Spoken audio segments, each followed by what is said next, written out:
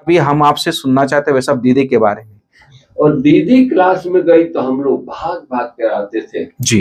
कि नहीं दीदी क्लास में चली गई है। अगर हम 2 मिनट भी लेट आते थे तो दीदी बुलाकर पूछती थी, भाऊ आज क्लास में आपको नहीं देखा।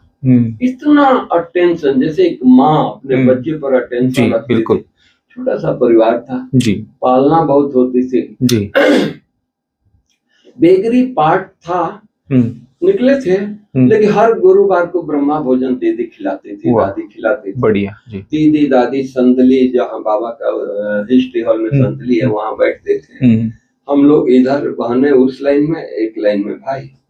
तो एक बार हम दीदी के बहुत नजदीक बैठ गए। अच्छा। पहले जा करके तो हम लोग भोजन, ब्रह्मा भोजन ये हुआ तो पहले मिठाई आ गया।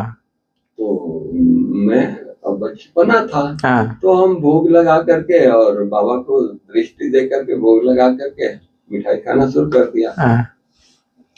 दीदी उस समय कुछ नहीं बोली। जब भोजन पूरा हुआ जी तो दीदी बोलती है भाई अच्छी चीज बाद में खाते हैं। अच्छा। अब हम लोग अच्छी चीज और जैसा है, मतलब छोटी छोटी बातें दीदी ने हम लोगों को सिखाया है। बिल्कुल सिखा करके आज इतना ये बनाया है। दीदी की और विशेषता देखा कि दीदी कोई मीटिंग में डिसीजन लेना होता था, दीदी 1 मिनट में डिसीजन लेती थी, ये करें तो अच्छा रहेगा। बाबा ऐसे करता था क्योंकि बाबा के साथ उनका बहुत प्यार था, मैंने बहुत प्यार था, इसलिए गोपी कहते थे इसको। गोपी कहते थे उनको जी। बाबा को भी पता था कि ये हमारे बिना नहीं रह सकती है, तो जब बाबा को अव्यक्त होना था जी, बाबा के पता था कि हम इनके सामने हम अव्यक्त होते हैं तो सहन नहीं कर पाएंगे जी। तो बाबा को पता था तो इनको इलाहाबाद भेज दिया। तो कितना बाबा को भी त्याग, प्यार था लेकिन लगाव नहीं था। लगाव होता तो भाई चलो बीमार है, अंतिम टाइम है, दीदी सामने रहे तो अच्छा रहेगा। अपने लोग अंत के सामने दूसरे ये सोचते हैं, लेकिन बाबा ने ऐसा नहीं सोचा। बाबा ने कहा कि उन दीदी को सहन नहीं कर पाएगी, तो दीदी को युक्ति से इलाहाबाद मेले में भेज दिया, कानपुर के यूपी के। और बाबा का 18 जनवरी के तो आप सबको पता है कि कैसे दादी जी आए अचानक और कैसे क्या हुआ। तो बाबा व्यक्त हुए, दीदी को काफी समय घंटों के बाद मैसेज गया, क्योंकि दीदी आगे आगे बढ़ती गई, पीछे पीछे फोन गया। दीदी यहाँ से यहाँ निकल गई, यहाँ से यहाँ निकल गई।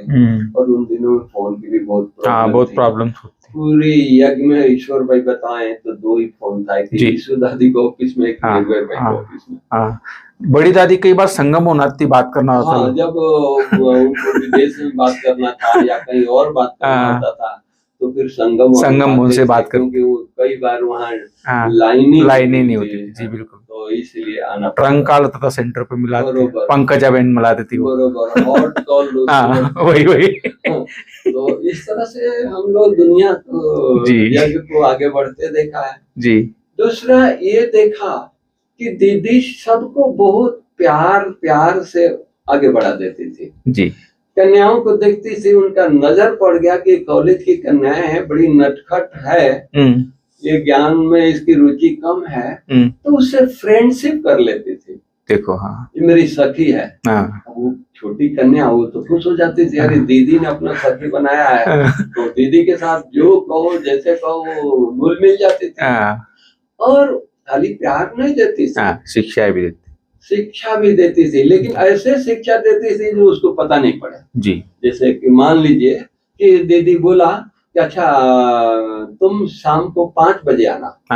और 5 बजे दीदी कमरे में गई, दीदी तैयार हो रही है, साड़ी बांध रही है, तैयार हो रही है। दीदी बोलती है तुम मुरली में दीदी को पढ़ के सुनाओ। अब उसको मुरली दीदी को सुनाना है तो उसको मुरली पढ़ने की आदत हो गई।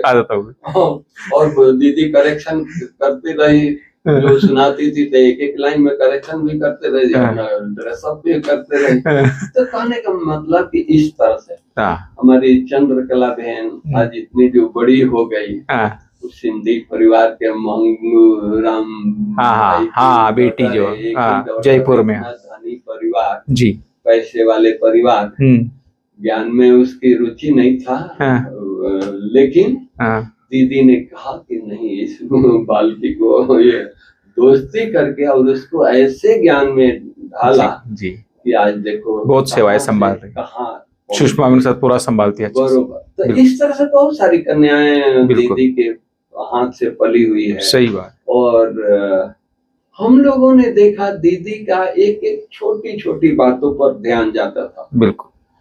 डिसिप्लिन क्या होती है यज्ञ की, जब तक दीदी थी तब तक था। बिल्कुल। मुझे अच्छी तरह याद है, मैं अपना बात सुनाऊंगा कि हम लोग गए थे खाना बनाने के लिए, मैं, वल्लभ भाई, सूरज भाई, टिबरीवाल धर्मशाला में हम लोग रुके थे। और वहाँ बड़ा मेला लगा था, सब लोग आए थे। भोली दादी कहीं नहीं जाती थी, भोली दादी भी गई थी। अच्छा। किचन का काम भोली दादी के साथ हम लोग गए थे जी। तो मेला पूरा हुआ तो हम लोग गए घूमने के लिए। तो 15 पैसा उन दिनों में अल्मुनियम का एक डब्बा होता था जो हमने लिया सेविंग किट के लिए। 15 पैसे या 20 पैसे का होगा। उन बहुत सस्ता ही था, और बंगाल में ऐसे भी सस्ता होता। तो आकर के एक एक पैसे का हिसाब देता, तो हमने लिख दिया 15 पैसा के सेविंग का डब्बा लिया है।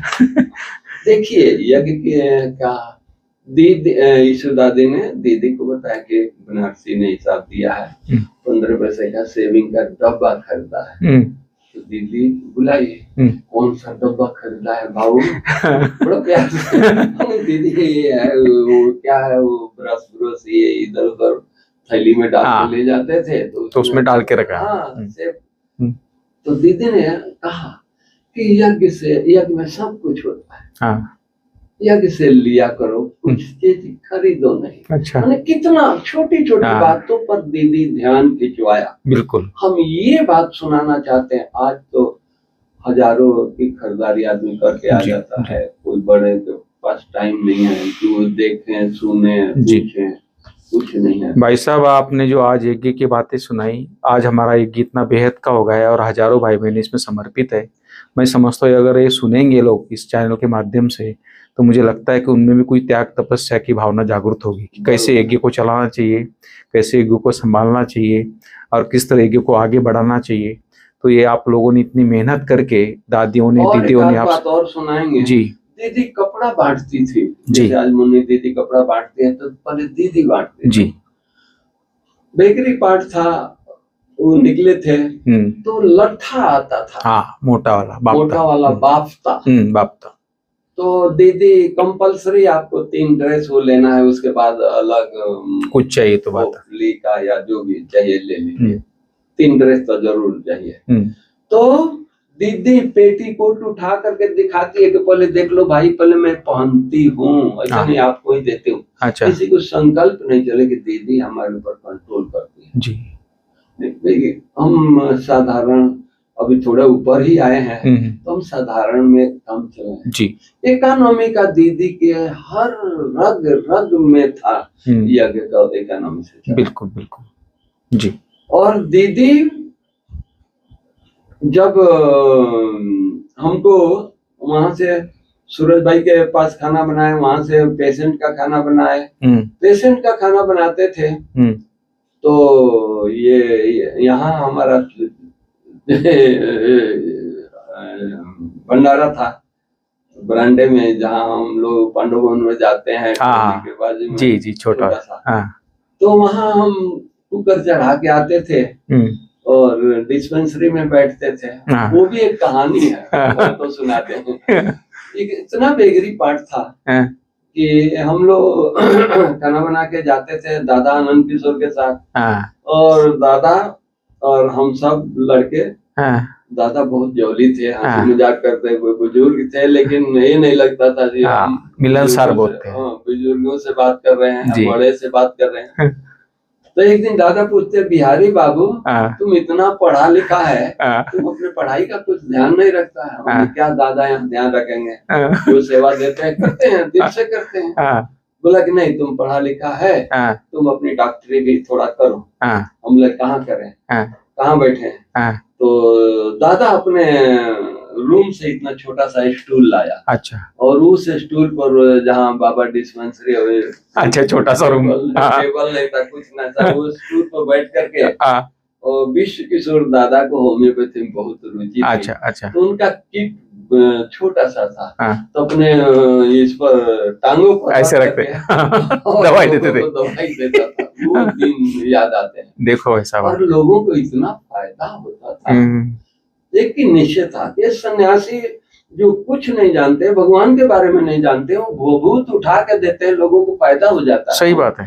हम भगवान के बच्चे, हमारा बुद्धि भगवान के साथ जुड़ा है। हम बाबा के नाम लेके कोई दवाई देंगे, फायदा नहीं होगा। बिल्कुल, लोगों को फायदा होता था जी। और उन दिनों में लोग बाबा के पास मिलने जाते थे, हमारी टीचर बहने, तो एक दो पार्टी ले आती थी, बाबा मिल लेते थे। फिर वो टीचर बहने अपनी समाचार सुनाते थे, फिर अपनी तबीयत के बारे में सुनाते थे। तो बाबा बोलते थे कि तुम यहाँ जाकर के होम्योपैथी दवाई लो, ठीक हो जाओ। वो बहने दूसरे दिन आती थी, बाबा ने हमको रात को बुलाया आपसे दवाई लेने के लिए, आप मेरे को दवाई दो जी, ठीक हो जाते थे। हमारी यहाँ से जर्मन से दवाई मंगाते थे, हमारी दवाइयाँ जर्मन में हम अपने भाई बहनों को, बहुत बड़ी बात है। जर्मन की तो बहुत फेमस दवाई होम्योपैथी। मतलब इस तरह से बाबा ने, दीदी ने, इस तरह से। एक बार की बात है कि सुबह सुबह सर्दी का दिन था, मुरली दादी सुना दिया, मुरली सुन करके, थोड़ा सुबह का धूप बहुत प्यारी होता है, तो निर्भय भाई के ऑफिस के सामने दीदी दादी धूप में बैठी थी। 10-12 सीआरपी के जवान वर्दी में आ गए, और बाबा डिस्पेंसर की तरफ जा रहे थे। तो दीदी ने देखा, तो दादी से पूछती है क्या हुआ है, ये पुलिस अंदर जा रही है।